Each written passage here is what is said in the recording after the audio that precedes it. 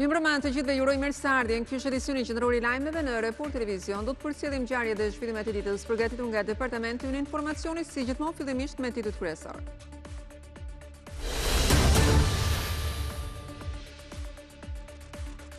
Report Televizion siguron dosjen e bisedave në Sky ECC mes Aleksandr Lahos, i njohur si Rumi Shiaku dhe Astrid Avdylajt. Rumi donte të godiste rivalët Lul Berisha, Flaren Dervishaj dhe Monçe Kiçin, i vrarë në vitin 2021. Për këtë qëllim Rumi u premtonte prona Avdylajve që ta ndihmonin. Në një nga bisedat, grupi Avdylajve kërkon të veprojë para se në Durrës të kandidonte për deputet kryeministri Edi Rama, sepse më pas nuk mund të bënin shumë dëme.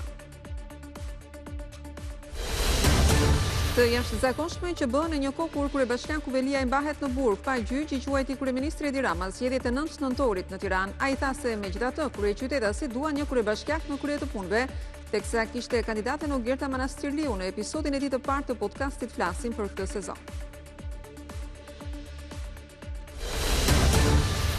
Një 31 vjeçar tentoi të ikte policisë të Tiranës kur u ndalua për kontroll me armë në makinë. I merr krashi gjatë mdjekjes për plasjen në makina dhe një motor. Plagoset një person duke po ashtu plagosur një çift.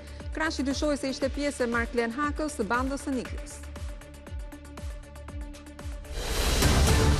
Isuf Jançaj 58 vjeç sapo hipi në makinën e tij kur 800 gram eksplozive hodhin në erë mjetin duke lënë të vdekur në vend. Report Televizion mëson se territori është aktivizuar me telekomand dhe ishte vendosur poshtë makinës. Shoqërohen 10 persona. Grupi hetimor i nisur nga Tirana, pjesë kryesore ka të hakmarrjes për shkak të konflikteve të birit.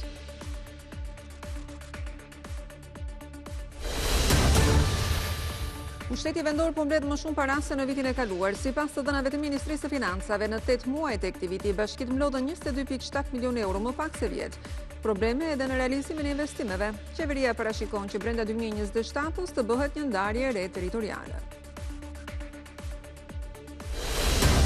Presidenti amerikan Donald Trump deklaron se negociatat për planin e paqes në Gaza ka nisur dhe deri tani po shkojnë shumë mirë. Hamas ka nisur mbledhjen e trupave të pengjeve të vrarë në të gjithë Gazën. Edhe pse Puka është ndër qytetet ku emigrimi ndjehet çdo ditë më shumë, janë mbi të saj të larguar ndër vite që përmes sofrës pukiane rikthehen duke mos harruar rënjët. Për të 17 vit me radhë, sofra pukiane dhe këtë fundjavë i riktheu gjallërinë e munguar qytetit malor.